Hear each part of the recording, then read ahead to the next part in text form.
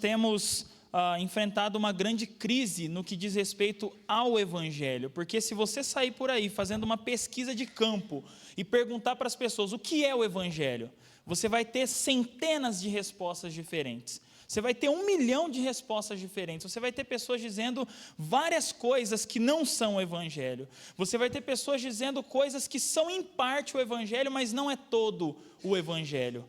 Então, hoje não está muito claro o que é o Evangelho. Se eu fazer uma pergunta para nós mesmos aqui, o que é o Evangelho? Você tem 20 linhas para poder fazer uma redação do que é o Evangelho. O que você vai responder?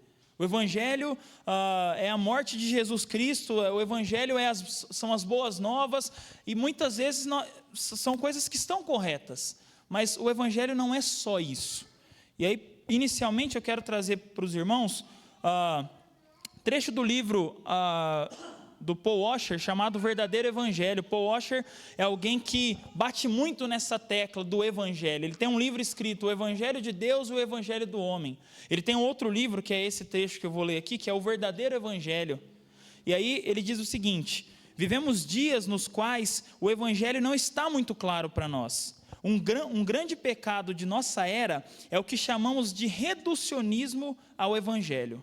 Muitos pensam conhecer o conteúdo das boas novas de Cristo, mas não percebem que o Evangelho de hoje foi reduzido a 4 leis espirituais, ou a 5 coisas que Deus quer que você saiba. O Evangelho é tratado como uma pequena verdade, um assunto útil apenas para a classe de novos membros. Algo que você aprende em 5 minutos, faz uma oração e logo em seguida você já avança para coisas maiores. Nós tomamos o glorioso Evangelho do nosso bendito Deus e o transformamos em pequenas perguntinhas vagas como: você sabe que é pecador? Você quer aceitar Jesus como seu único Salvador? E se alguém responde que sim a essas questões, nós de maneira palpável as declaramos salvas após repetirem uma oração conosco. Nós ouvimos incontáveis histórias de evangelistas indo para o exterior e pregando para dezenas de milhares de pessoas, gerando milhares de convertidos. No entanto, assim que o missionário as procura, ele não encontra uma sequer frequentando a igreja. Nós vivemos uma era de superficialidade, em uma era na qual se faz muito barulho. Em outras palavras, Paul Washer está dizendo que hoje existe uma redução, um reducionismo ao que é o Evangelho. Então o Evangelho ele é muito mais do que o fato de você compreender que você é pecador. O Evangelho é muito mais do que o fato de você vir numa igreja. O Evangelho é muito mais do que as boas novas de Jesus. Ele envolve mais coisas. E na nossa era isso tem sido reduzido. Cada vez mais o Evangelho tem se tornado menos. A realidade é que, no fim das contas, existem somente 2 evangelhos. 2 evangelhos? Sim. Projeta, por favor, Gálatas capítulo 1, versículo 8. Gálatas capítulo 1, versículo 8. Aqui nós temos o livro de Gálatas, que nós temos estudado, inclusive nas quartas-feiras. E Paulo vai dizer o seguinte: que seja amaldiçoado qualquer um, incluindo nós, ou mesmo um anjo do céu, que anunciar boas novas ou evangelho diferentes das que nós lhes anunciamos. Repito o que disse antes: se alguém anunciar boas novas ou evangelho diferente das que vocês receberam, que seja amaldiçoado.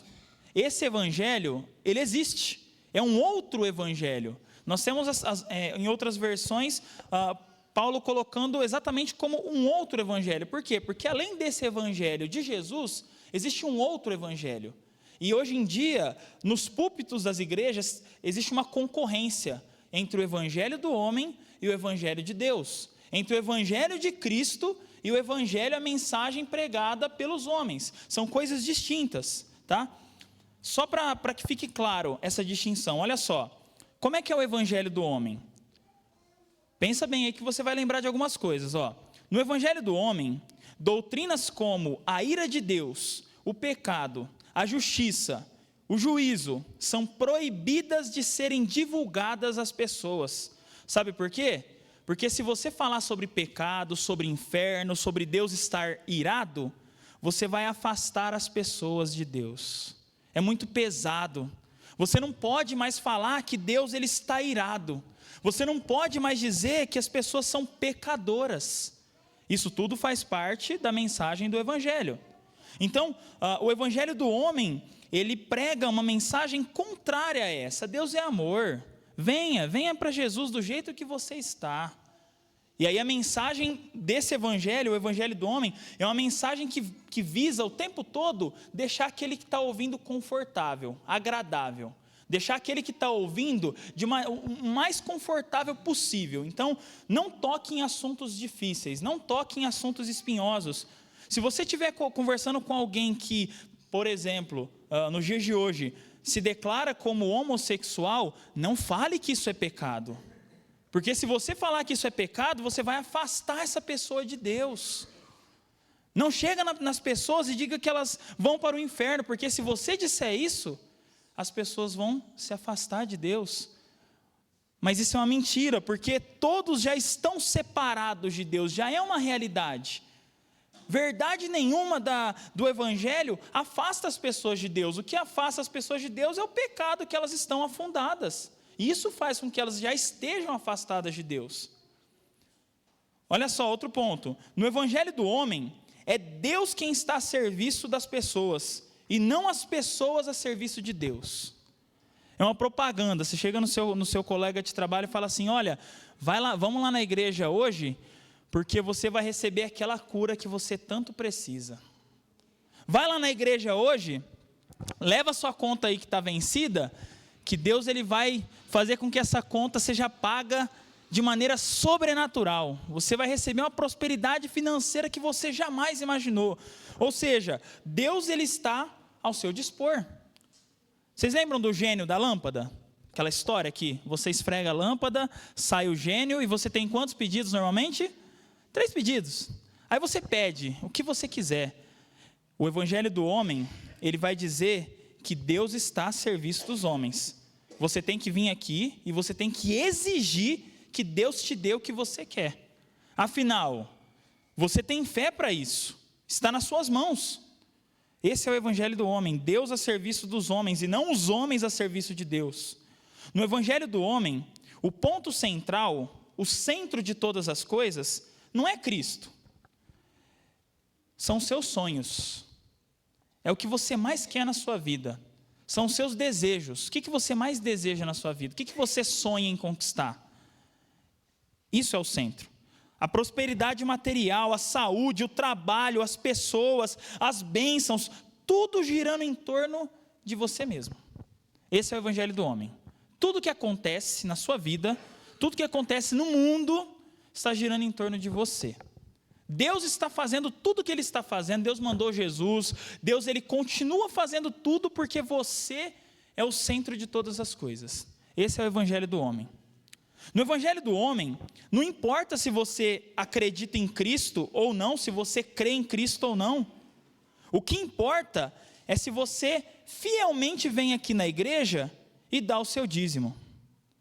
Se você vai na igreja em todas as programações e não falta nunca. Se você ajuda as pessoas na rua que estão passando por necessidade. Em outras palavras, se você é uma boa pessoa, é isso que importa. Tem tanto a ver se você acredita em Jesus ou não, se você tem fé ou não. A questão toda é, você é uma boa pessoa? E muitas pessoas se gabam disso, falam, olha, eu tenho um bom coração, eu sou uma boa pessoa. Sabe por quê? Porque eu não faço mal para ninguém. Além de eu não fazer mal para ninguém, eu ainda ajudo as pessoas que estão passando dificuldade. Essa semana eu alimentei tantas pessoas, eu doei roupa para tantas pessoas, eu fiz isso, eu fiz aquilo. O Evangelho do homem, ele está sempre apontado para você, sempre. E se você é uma boa pessoa, é o que importa. No Evangelho do homem, a salvação ela não se dá pela fé, mas ela se dá, sabe como? Pelas suas boas obras.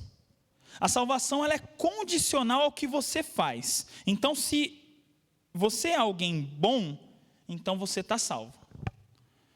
Mas se você é alguém que em algum momento deixou de ser bom, sabe o que vai acontecer com você?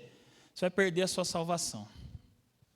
Cuidado, cuidado, é um perigo. Se você desviou um pouquinho da linha, você está perdido agora. Aí dali a pouco você começa a fazer as coisas certas novamente, pelas suas obras, e você volta a ser salvo. Aí depois você desobedece de novo a Deus, aí você perde sua salvação. Aí fica naquele, bota casaco, tira casaco, bota casaco, tira casaco. É isso. Então, o evangelho do homem é um evangelho completamente contrário ao evangelho de Deus. O evangelho do homem é uma mensagem que pode ser uma mensagem aos ouvidos humanos, uma mensagem boa, uma mensagem agradável aos ouvidos do homem, mas ela é completamente contrária ao evangelho de Deus. Então, diante disso, diante desse evangelho, diante dessa confusão que existe, diante do reducionismo ao evangelho que o Paul Washer fala aqui no trecho que eu li, qual que é a nossa necessidade hoje? Será que a gente tem que fazer uma campanha aqui de 7 semanas de oração e jejum? Será que a gente tem que fazer uma campanha aqui de 5 dias direto, assim, acordando de madrugada, para poder fazer com que Deus faça alguma coisa? Não.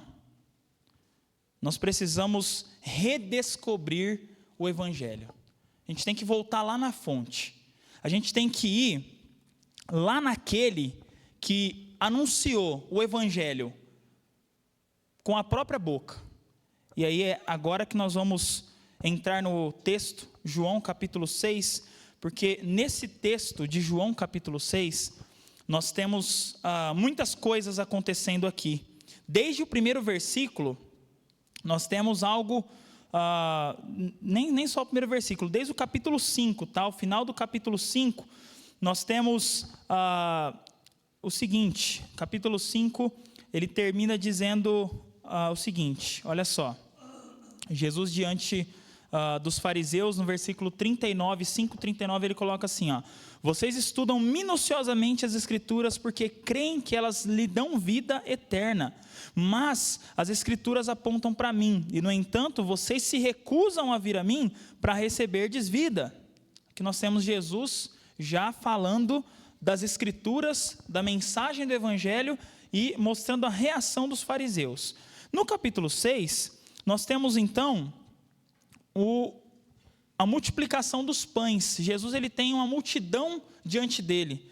Jesus ele tem uma grande quantidade de pessoas o cercando, porque ele realizou ali um milagre, ele fez algo ali que não era comum que outras pessoas fizessem. Então, logo no começo do texto, nós temos a multiplicação dos pães. A partir do versículo 16, nós temos Jesus, mais uma vez, manifestando, demonstrando a sua diferença com as outras pessoas, com os outros mestres que tinham ali. Jesus anda sobre o mar, a partir do verso 16.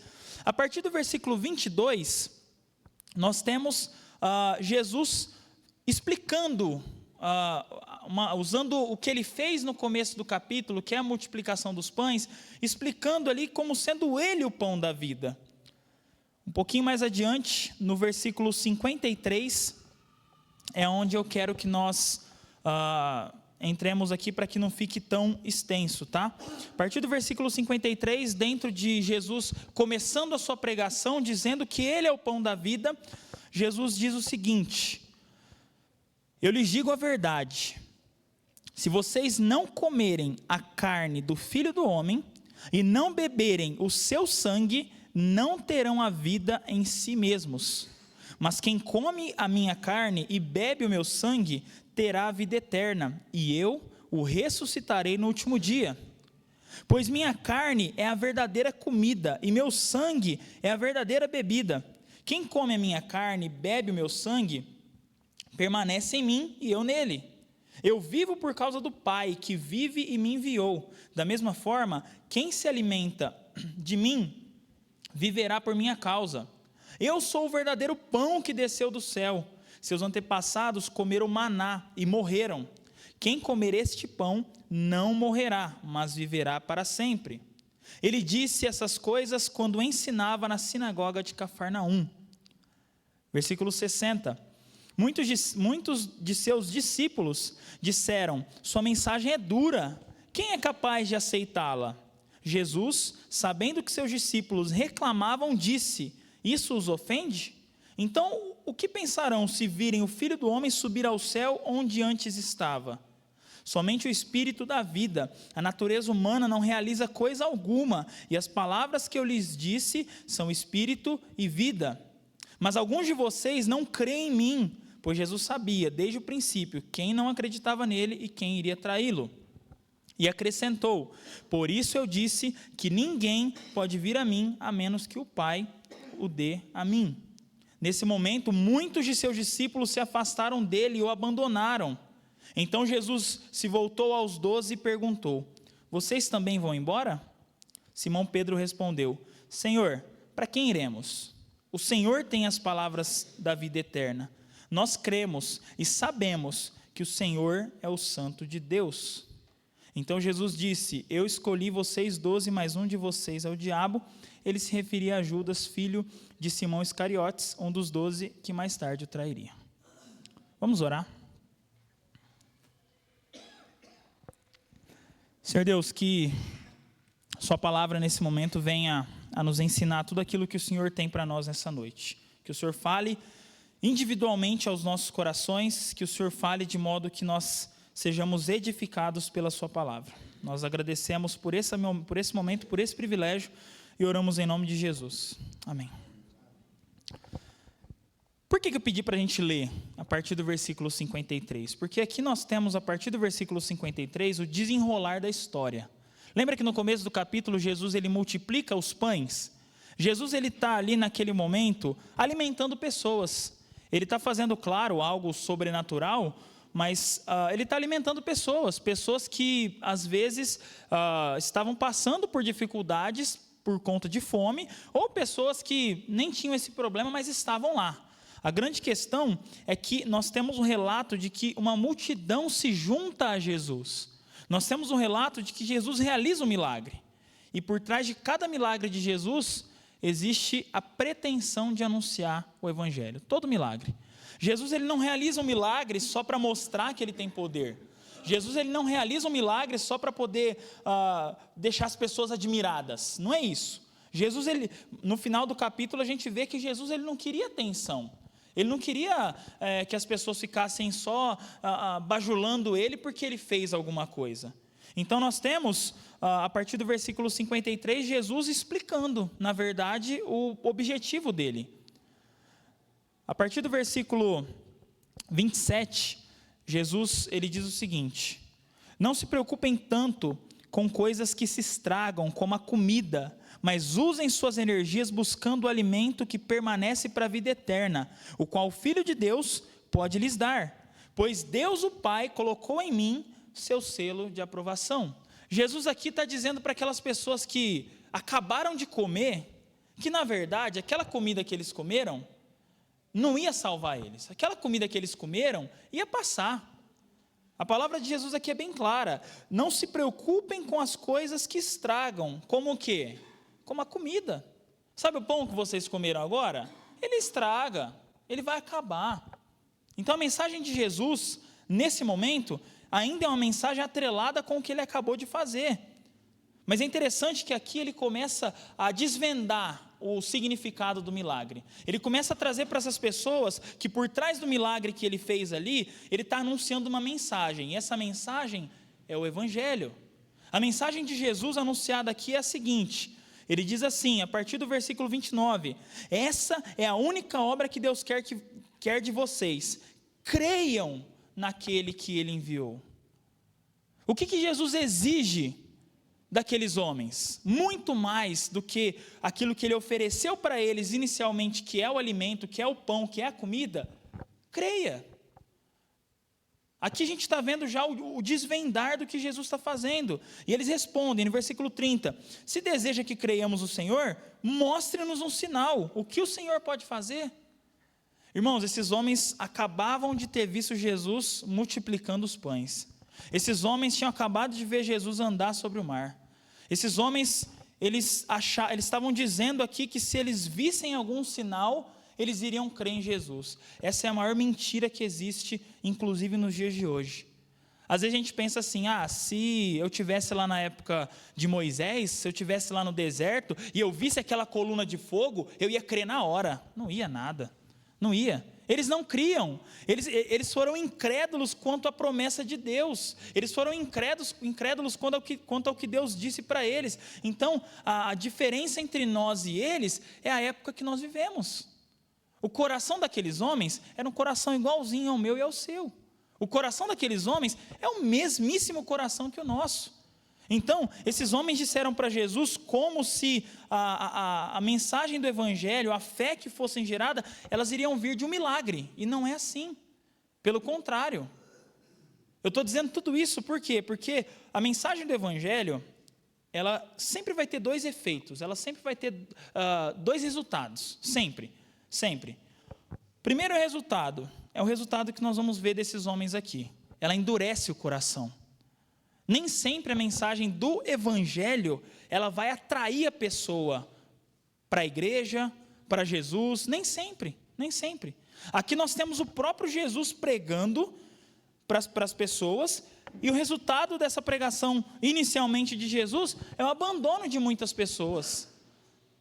Jesus, inclusive, ele é confrontado aqui, né, entre aspas, por esses homens, dizendo, nossa, que mensagem dura. O que o Senhor está dizendo é muito duro. E o que Jesus está dizendo? Qual que é a pregação de Jesus? Olha o versículo 35, a pregação de Jesus. A gente leu 32, vamos ler 33 em diante. O verdadeiro pão de Deus, Jesus está insistindo na figura do pão. Por quê? Porque ele acabou de multiplicar os pães. Ele acabou de dar comida para esses homens. Então ele insiste na figura do pão. O verdadeiro pão de Deus é aquele que desce do céu e dá vida ao mundo. Aí eles dizem, Senhor, nos dá esse pão. Mas sabe o que eles tinham na cabeça? Aliás, na cabeça não, na barriga. Eles queriam comer mais. Senhor, dá esse pão para mim que eu quero esse pão.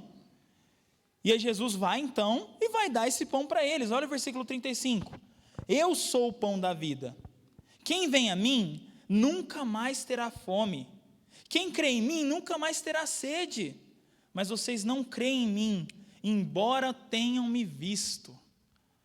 Outro engano nosso, se eu vivesse na época de Jesus e eu visse ele, eu aprendesse na frente dele assim, do jeito que a gente está de frente aqui, imagina você na frente de Jesus, aí ia ser mais fácil você crer. Não ia, porque o Evangelho de Deus, o Evangelho de Jesus, ele não é a partir do convencimento humano. Ele não depende da capacidade do homem. O Evangelho de Jesus, irmãos, não é para o mais inteligente, não é para o mais intelectual, não é para quem sabe mais, para quem conhece mais. É para quem Deus convence, é para quem Deus se revela, é para quem Deus atrai. Então, mesmo que nós estivéssemos como esses homens diante de Jesus, a nossa reação muito provavelmente não seria diferente, não. Nós iríamos rejeitar Jesus, porque é o natural do nosso coração. Versículo 37, prova exatamente isso. E eu quero citar para vocês que essa afirmação de Jesus no versículo 37, ela aparece aqui, a ideia dela aparece aqui por 3 vezes. Então Jesus ele é enfático. Olha o que ele diz no 37. Contudo, aqueles que o Pai me dá, virão a mim, e eu jamais os rejeitarei. Versículo 44 agora. Pois ninguém pode vir a mim se o Pai que me enviou não o trouxer a mim. E no último dia eu o ressuscitarei.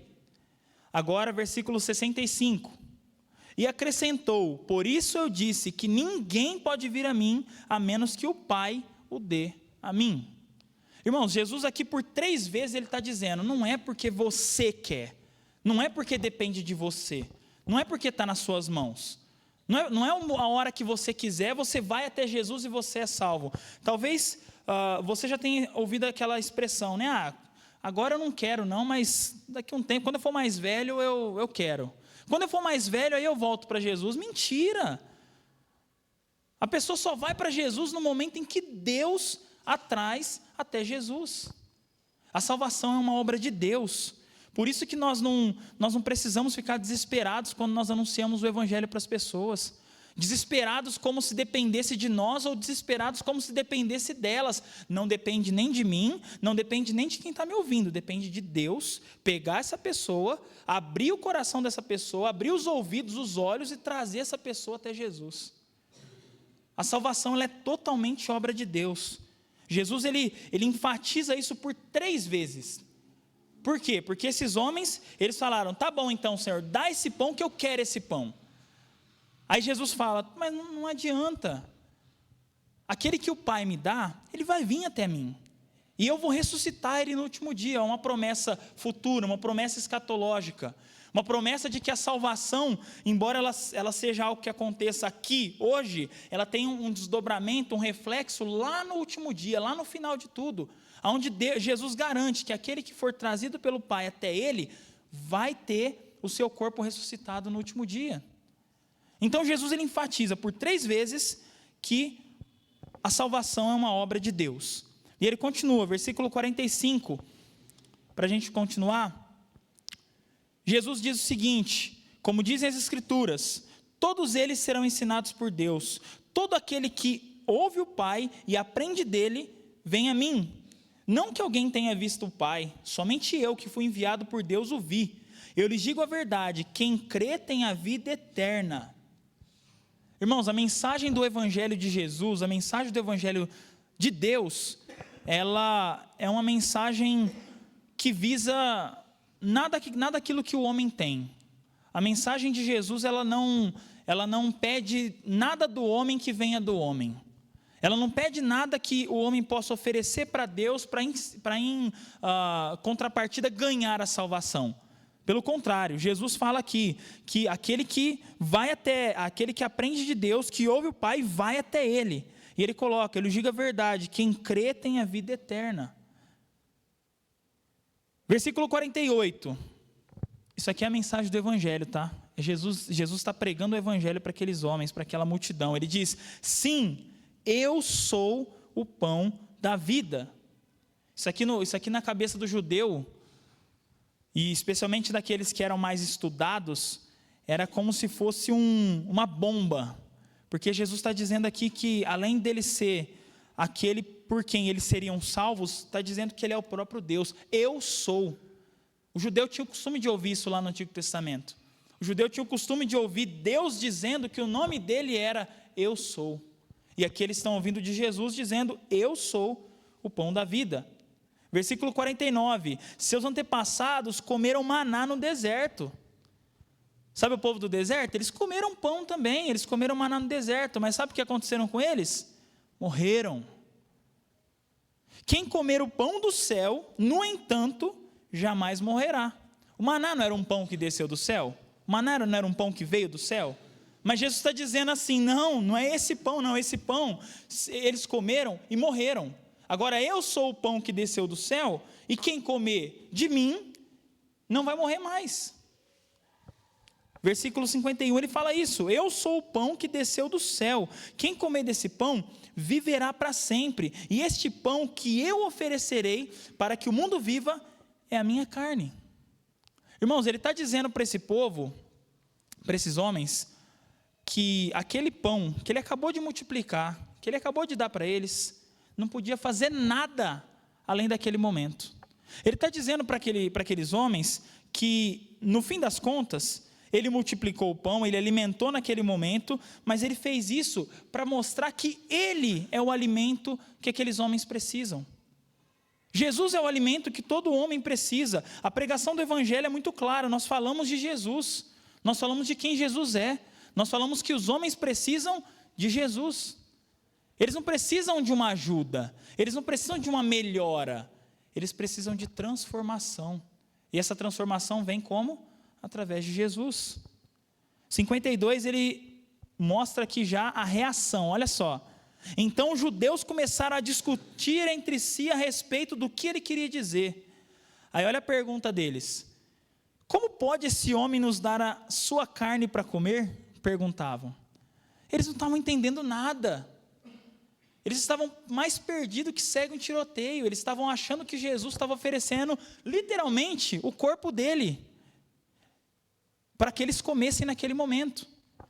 Existe uma história de que nos primeiros séculos haviam igrejas que estavam sendo denunciadas e acusadas de canibalismo, porque elas estavam fazendo cultos e rituais dizendo que estavam comendo a carne de Jesus. Por causa da ceia, quando nós participamos da ceia, nós estamos participando do corpo e do sangue de Jesus. E aí as pessoas, naquele primeiro século, nos primeiros séculos, onde haviam perseguições, onde eles queriam um motivozinho pequenininho para poder matar cristão, o que eles faziam? Ah lá, tá vendo? Eles são canibais. Eles fazem os cultos deles, dizendo que eles estão comendo a carne, não de um homem, mas de um menino, de Jesus. Eles estão comendo carne de criança. E aí acusavam eles de canibalismo. Mas por quê? Porque, irmãos, a mensagem do Evangelho, ela não é para ser compreendida pela mente natural. A mente natural não vai compreender o Evangelho.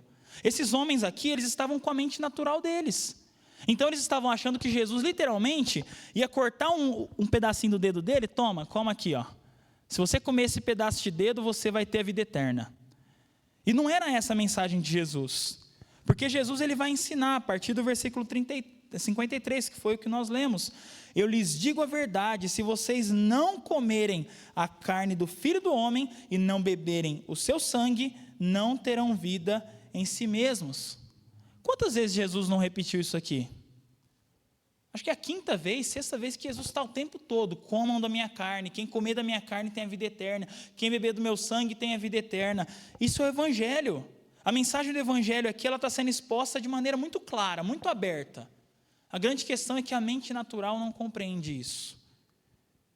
E a mensagem do Evangelho, como eu disse antes, ela tem dois efeitos.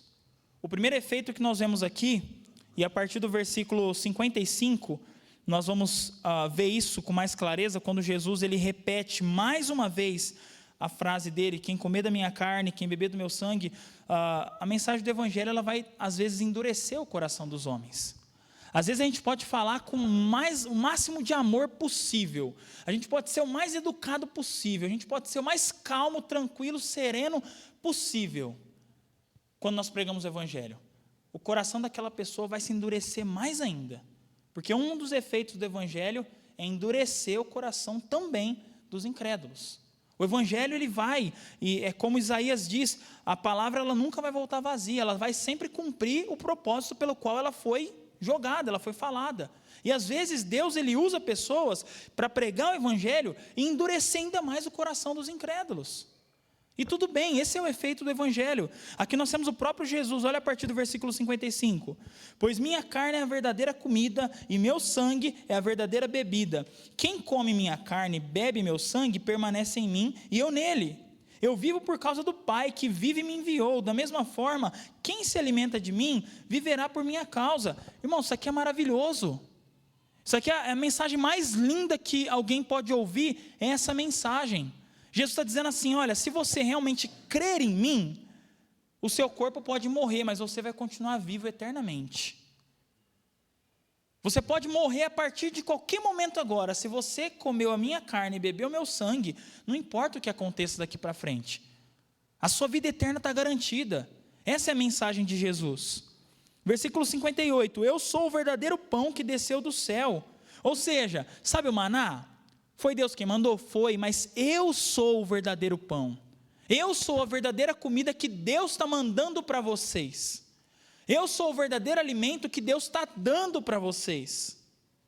Seus antepassados comeram maná e morreram. Quem comer esse pão não morrerá, mas viverá para sempre. Imagina só, esses homens aqui que cresceram ouvindo várias e várias histórias do povo do deserto, da peregrinação, dos anos que ficaram lá, dos milagres, das maravilhas, dos sinais que Deus fez no meio daquele povo. E aí ouvindo a história, olha, teve um dia que a gente estava precisando comer, e sabe o que aconteceu? Começou a cair pão do céu, a gente não sabia de onde estava vindo, estava caindo um monte de pão do céu. É isso, que maravilha, uau, sensacional, só que seus antepassados comeram esse pão e sabe o que aconteceu com eles? Eles morreram. Aquilo foi suficiente para aquele momento. Depois daquilo, eles precisavam de mais pães daquele lá, porque se não comessem mais pães, eles iam morrer. E aí Jesus fala, quem comer esse pão, que sou eu, ou seja, quem crer em mim, não morrerá, mas viverá para sempre. E aí o texto vai dizer que Jesus disse essas coisas quando ensinava na sinagoga de Cafarnaum, ou seja, um monte de fariseu ouvindo ele, um monte de gente inteligente, conhecedora da lei, ouvindo ele. Mas sabe qual foi a reação da pregação do evangelho? Vocês podem dizer, tem algo que Jesus pregou aqui que é absurdo? Tem algo que Jesus pregou aqui que é escandaloso? Ele pregou o evangelho. Ele anunciou a mensagem de vida eterna, a mensagem de salvação. Mas o versículo 60 diz, muitos de seus discípulos disseram, sua mensagem é dura. Onde já se viu você falar assim para a gente, Jesus, que você não vai mais dar o pão para a gente, que a gente agora vai ter que viver só de fé? Onde já se viu? E muitos deles são bem semelhantes a alguns que a gente conhece que só ia lá para comer. Enquanto estava tendo comida, eles estavam lá. Eles gostam disso aí. Tem comida? Opa, vamos lá. Eles eram assim.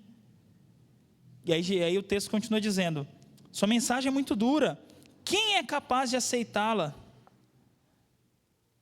O primeiro efeito da pregação do evangelho é exatamente essa resistência, que ela não é nova, que ela não é porque a pessoa, às vezes a gente tem na nossa cabeça também aquela ideia de que algumas pessoas elas são mais propensas a aceitar a mensagem do evangelho do que outras. A realidade, por outro lado, está lá em Romanos 3. Abra, por favor, projeta Romanos capítulo 3, versículo 10.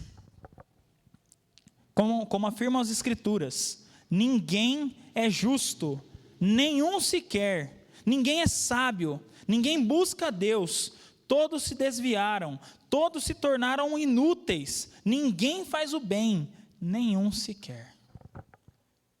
Então aquela ideia de que tem uma pessoa ali que ela não é cristã, mas ela é religiosa, ela não é cristã, mas ela até acredita em Deus. Irmãos, o coração dela é tão duro e tão resistente ao evangelho quanto ao ateu mais convicto que você conhece.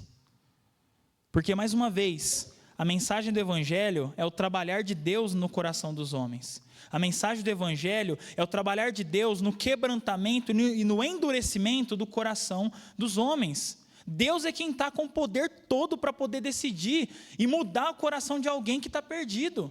Nesse caso aqui, esses homens, eles foram endurecidos pela mensagem do evangelho. Jesus não falou nada demais. Jesus disse simplesmente que quem não cresce nele ia morrer, mas quem cresce nele ia viver eternamente. O que tem de mais nisso?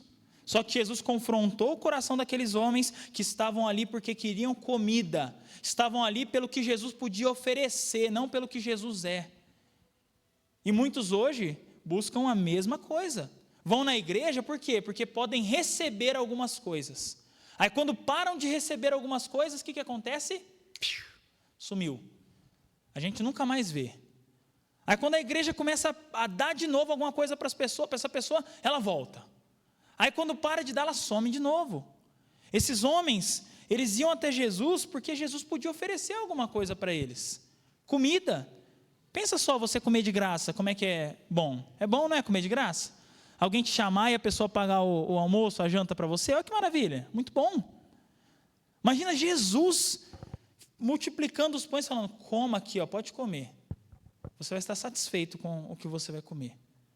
Só que Jesus, o ministério de Jesus, ao contrário do que muitas pessoas ideologizadas dizem hoje, Jesus não veio para ser um militante, Jesus não veio para ser um revolucionário, Jesus não veio para poder criar movimento nenhum, para poder ajudar, não, Jesus veio para salvar pecadores. Essa é a mensagem do evangelho.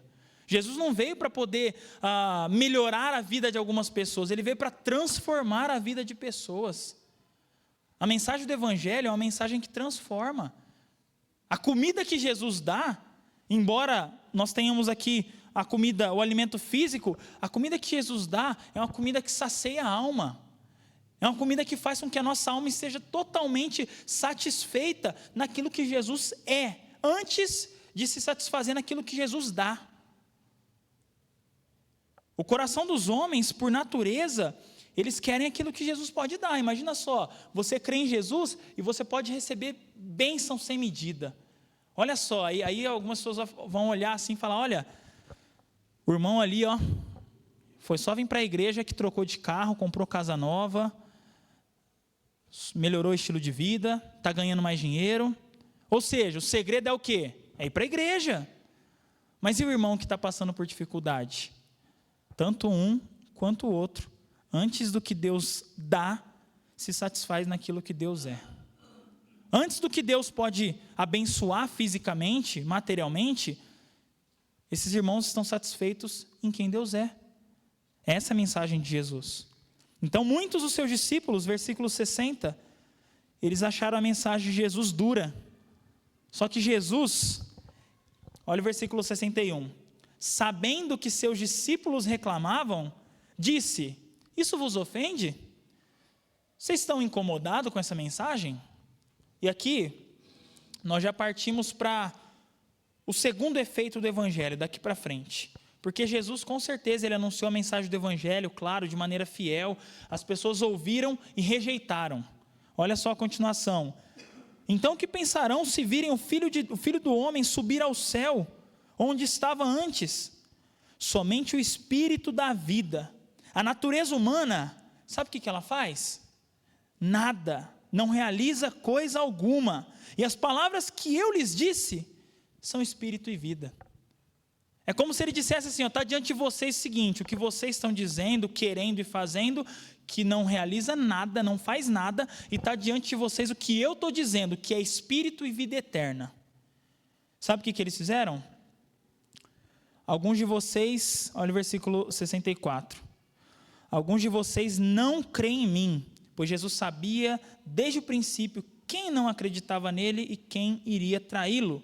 E acrescentou, por isso eu disse, ele diz mais uma vez, aqueles homens estavam ouvindo pela terceira vez. Por isso é que eu disse que ninguém pode vir a mim, a menos que o Pai o dê a mim. Vocês podem fazer o que vocês quiserem, vocês não alcançarão a salvação se o Pai não pegar vocês e trazer vocês até mim. Isso aqui, esse versículo e os outros dois que eu li anteriormente, são os textos que traz para nós um conforto incomparável, porque a gente pode sair por aí, a gente pode pregar o Evangelho para as pessoas com o coração em paz, porque nós sabemos que Deus salva pecadores, nós sabemos que Deus está no controle de todas as coisas, nós sabemos que os pecadores irão até Deus e crerão em Jesus, se Deus quebrantar e converter o coração deles. Não está na nossa mão. Não está no nosso poder, não está no nosso controle, não está na nossa retórica, na nossa oratória, não é porque eu falo bonito, não é porque eu falo bem, não é porque eu sei argumentar, não é porque eu sou alguma coisa, é Deus quem faz a obra, é Deus quem pega você que estava indo para lá e traz você na frente de Jesus e faz você andar agora para cá, Deus é quem faz isso. Versículo 66 diz assim, nesse momento, muitos de seus discípulos se afastaram dele e o? Vamos falar mais alto. E o? Abandonaram. Eles ouviram a pregação de Jesus, sabe o que eles fizeram? Jesus, obrigado, mas fico por aqui. Vou embora agora, não quero mais não.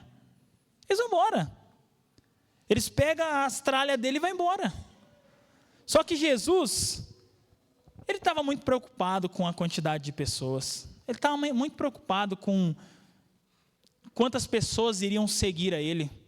E a gente tem que olhar para Jesus como nosso exemplo em todas as coisas, inclusive na pregação do Evangelho, na postura de como pregamos o Evangelho. E olha a postura de Jesus, porque Jesus, ele sabia desde o princípio que pessoas iriam negá-lo, ele sabia desde o princípio que pessoas iriam rejeitar o Evangelho, e tudo bem.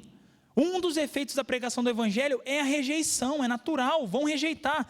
Mas olha só, Jesus diz o seguinte no versículo 67, Então Jesus se voltou para os 12 e perguntou: vocês também vão embora? Em outras palavras, vocês querem ir também? Jesus não estava preocupado com números. Jesus podia ficar com 0 seguidores ali, que a mensagem fiel do evangelho ainda ia cumprir o seu propósito de endurecer o coração daqueles. Mas o evangelho, como eu disse, ele tem 2 efeitos. Olha o efeito que o evangelho causa naquele que Deus regenera, naquele que Deus atrai, naquele que Deus chama para a salvação. Versículo 68, Pedro responde: Senhor, para quem iremos? O Senhor tem as palavras de vida eterna. Nós cremos e sabemos que o Senhor é o Santo de Deus. Os 12, e Pedro aqui representando, como se fosse uma liderança, a figura dos 12, ele vira para Jesus e fala: Senhor, eu não tenho para onde ir, para onde que eu vou? Eu sei que o Senhor é o Santo de Deus, eu sei que o Senhor tem as palavras de vida eterna, para onde eu vou então? Esse é o outro efeito do evangelho. O mesmo evangelho que endurece o coração dos pecadores, ele faz com que os pecadores se dobrem, se quebrantem diante de Deus. Ele faz com que os pecadores ouçam aquela mensagem de vida eterna, aquela mensagem de Jesus dizendo: eu sou o pão, vocês têm que comer de mim. E fala: Senhor, eu não entendo por que mas eu quero. Eu não entendo por que eu tenho que ser chamado pelo Senhor. Eu não entendo porque não tem nada de bom em mim. E muitos de nós aqui podem pensar que existem pessoas aí fora que academicamente, financeiramente, são muito melhores do que nós, não são? Tem tanta gente aí fora que, humanamente falando, são melhores do que nós. Mas Deus nos chamou. Deus escolheu nos chamar. Deus escolheu nos atrair. E esse é o propósito do evangelho. Ezequiel capítulo 36 mostra exatamente, projeta aqui por favor, mostra exatamente o que Deus faz quando Ele deseja salvar pecadores. Olha só o que Deus faz conosco. Ezequiel 36, 25. É uma promessa lá de trás do profeta ao que aconteceria na nova aliança. Diz assim: então aspergirei sobre vocês água pura e ficarão limpos, e eu os purificarei de sua impureza e sua adoração a ídolos. Eu lhes darei um novo coração e colocarei em vocês um novo espírito. Removerei seu coração de pedra e lhes darei um coração de carne. Porei dentro de vocês o meu espírito, para que sigam meus decretos e tenham o cuidado de obedecer a meus estatutos. É isso aí que Deus faz conosco. É isso aí que Deus faz com aqueles que ouvem o evangelho e são quebrantados por ele. Deus, ele age como se ele fosse um cirurgião. Você está morto. Primeiro ele te ressuscita, depois ele te opera. Porque quando ele te ressuscita, você tem um coração de pedra. Então ele tem que tirar esse coração de pedra de você. Versículo 25, Ezequiel vai dizer que Deus, ele vai purificar da sua adoração a ídolos. Deus, ele derruba, ele quebra todos os seus ídolos. Ele quebra todos eles. Todos aqueles que você se prostra, ele quebra cada um deles. Ele dá, como diz o versículo 27, ele coloca em você o Espírito Santo, para que você consiga agora obedecer aquilo que é ordenado. Esse é o segundo efeito do evangelho. O evangelho, ele quebranta as pessoas. Como Pedro disse aqui, na pessoa do líder dos apóstolos nessa questão, ele coloca claramente: Senhor, para onde nós iremos? Veja, tinha uma multidão. Essa multidão aqui a gente não consegue contar, não tem como a gente saber. Mas multidão naquele contexto era muita gente. Era muita gente. E eles foram tudo embora. Ficaram os 12. Jesus perguntou: vocês não querem ir também? Sabe por quê? Porque não é Jesus que precisa de nós, não. Jesus, ele é Deus eterno. Ele é Deus eterno. Ele sempre foi Deus eterno. Ele sempre será Deus eterno. Agora nós, quem somos nós? Quem necessita? Quem precisa? Nós necessitamos, nós precisamos. Pedro entende isso. Pedro compreende essa verdade, de que não tem para onde ir. Então nós podemos ficar tranquilos e anunciar o evangelho até com mais confiança do que nós já anunciávamos. Porque quando nós pregamos o evangelho, e lembra bem, o evangelho do homem é uma coisa, o evangelho de Deus é outro. O evangelho de Jesus, vocês percebem, né? Jesus está o tempo todo apontando para quem ele é, para a mensagem dele, para a obra dele, para aquilo que ele concede. Toda vez que nós abrimos nossas bocas, pregamos o evangelho, a gente pode ficar descansado, tranquilo. Não está no poder da nossa oratória, não está no poder do nosso conhecimento, não está no poder de quem nós somos, não está no poder do que nós podemos fazer, não está na capacidade da pessoa que vai nos ouvir, não está no fato da pessoa ser mais propensa ao evangelho, ser uma pessoa mais legal, menos dura. Não. Está nas mãos do autor da salvação, está nas mãos de Deus. Então nós pregamos o evangelho tranquilos, com o coração confiante. Deus, ele está no controle. Ele está no controle de tudo, inclusive da pregação do evangelho, inclusive da salvação daqueles que ele quer salvar. Para encerrar aqui, eu coloquei quatro pontos. O primeiro ponto diz o seguinte: pregar o evangelho é uma ordem. Jesus é o nosso exemplo em todas as coisas, inclusive, quando abriu sua boca e anunciou as boas novas, ele também era o nosso exemplo. Nosso papel é anunciar o evangelho com fidelidade, em grandes proporções e com muito empenho. O evangelho do homem tem sido propagado dia após dia e nós temos visto isso. Nós que recebemos a iluminação do Espírito Santo e o quebrantamento pela palavra de Deus, devemos anunciar o evangelho com ainda mais força, tendo ousadia e fé no Deus que salva. A segurança da nossa mensagem está em Deus. Pensa sempre nisso. Eu vou abrir minha boca, eu vou falar do evangelho. É claro, a gente tem que ser fiel ao evangelho.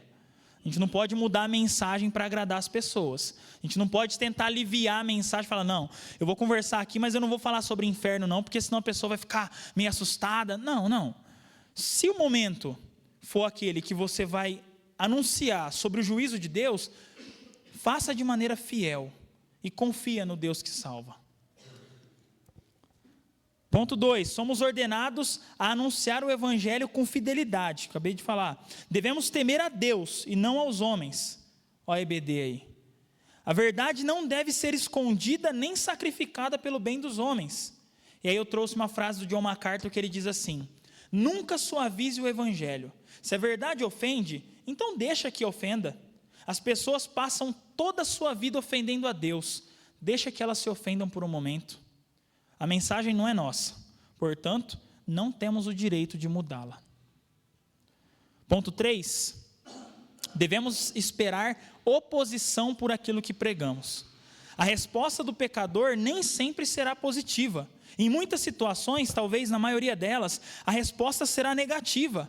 Rejeitarão a mensagem do evangelho e até mesmo ficarão irados com a nossa mensagem. Ainda assim, como aqueles discípulos em Atos, devemos ter como lema da nossa vida: importa agradar a Deus e não aos homens. E por fim, o evangelho é suficiente. Ele foi no princípio, quando a revelação ainda era pouca, e é agora também, com a revelação completa, com 66 livros. Esses 66 livros que temos em mãos é o poder de Deus na salvação de todo aquele que crê.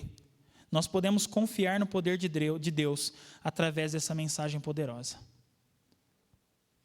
A conclusão é: prega o evangelho e descansa no poder de Deus. Vamos orar?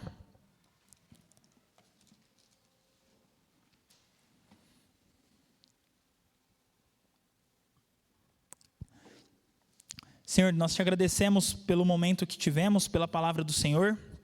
Te louvamos porque um dia o Senhor nos atraiu até o Senhor nos deu vida, o Senhor fez com que a nossa vida, que era completamente sem propósito, a nossa vida que era completamente distante do Senhor, se tornasse uma vida abundante, uma vida alegre, uma vida que agora tem propósito e significado. Nós te louvamos pela sua maravilhosa graça, te louvamos pela bondade do Senhor sobre as nossas vidas, te louvamos pela salvação que nós temos por meio de Cristo Jesus. Pedimos que o Senhor nos faça cada vez mais semelhantes a Jesus em todas as coisas, em especial no momento em que nós pregamos o Evangelho, que o Senhor faça com que o nosso coração tenha realmente um desejo ardente de agradar e de louvar ao Senhor, de glorificar ao Senhor através da mensagem proclamada. Que o Senhor mexa os nossos corações, que o Senhor nos incomode, que o Senhor nos tire do nosso lugar, para que nós possamos obedecer ao Senhor e pregar o Evangelho. Te agradecemos por todas as coisas, pela edificação através da palavra. Pedimos que o Senhor faça com que nós obedecemos ao Senhor, nos dê meios e nos capacite para poder viver a sua vontade. Te louvamos por todas as coisas em nome de Jesus. Amém.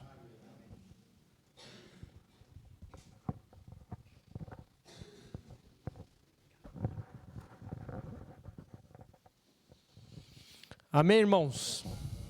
Que Deus nos abençoe, que o Senhor nos conduza em paz para os nossos lares, que tenhamos uma boa noite de sono, de descanso e que seja uma semana direcionada pelo Senhor. Tá? Nós estamos encerrados ao toque do piano com uma oração silenciosa.